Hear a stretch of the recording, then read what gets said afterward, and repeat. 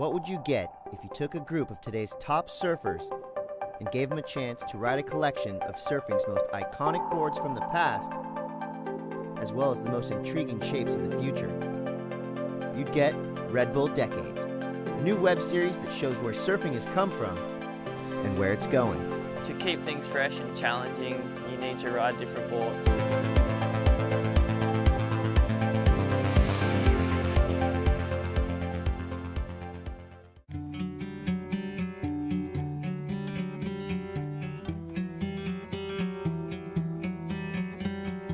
After a few incredible sessions on the recreated 1960s Greg Knoll Elephant Gun, the crew moved on to one of the most iconic surfboards ever made, the 1970s Lopez Pipeline Gun. Probably the most iconic surfboard of all time, the Gerry Lopez Pipeline Gun, shaped by Gerry Lopez himself, an exact replica of what he rode throughout the 70s at Pipeline. No board or surfer has probably been more barreled than this board and this surfer. As the shorter boards evolved and surfing places like the Pipeline began to get more popular, that whole concept of being able to ride the tube was relatively new and something that hadn't been done. So I made this one board, and right from the very first wave I knew that I had a board that was really several steps above anything that anyone had at that time. That one single board, the Coral Cruiser, was a prototype for pretty much all the Pipeline guns of the 1970s. For this Decades project, it really was more in keeping with the spirit of the boards of the 1970s, that they should be made out of Clark foam. There's no more. Once my supply is finished, that's the end of it. Very low rail, flat deck, very low rocker, width of approximately 19 inches. Thickness was about 2 3/4 inches, which back then was actually a very thin board. The rail used at that period of time we thought was the most advanced rail shape. The edge, instead of being tucked under like it is on a modern surfboard, is on the very outline of the board, the very edge of the board. Whenever I shape a board like that, it brings back a lot of good memories about how surfing used to be back then.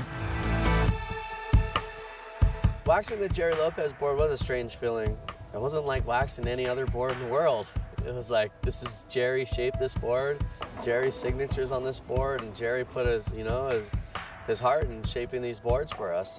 Probably the most special board on the boat. The fact that he was able to hand shape those boards for us today, now, is pretty cool. Definitely in a very small group of people that I look up to.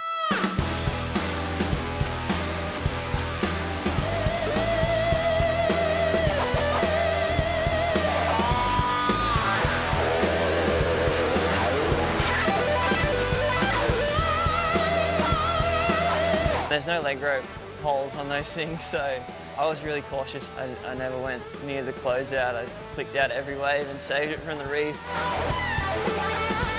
But there was a few that went up the reef.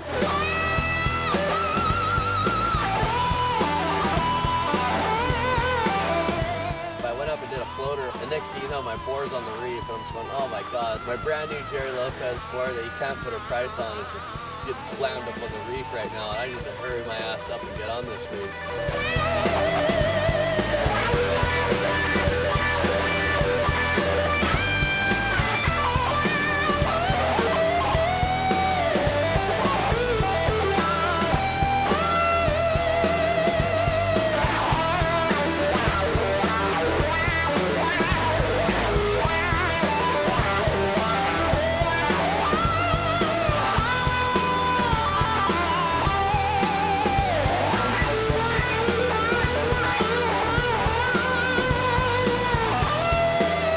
Ride that thing at Honolulu, guaranteed.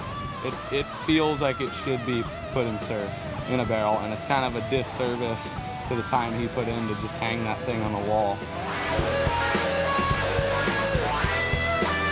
The Jerry Lopez board, that'll probably go through generations of my family, I think, and just sit there and tell stories about the guy that was getting barreled at 10-foot pipe on that board is pretty incredible.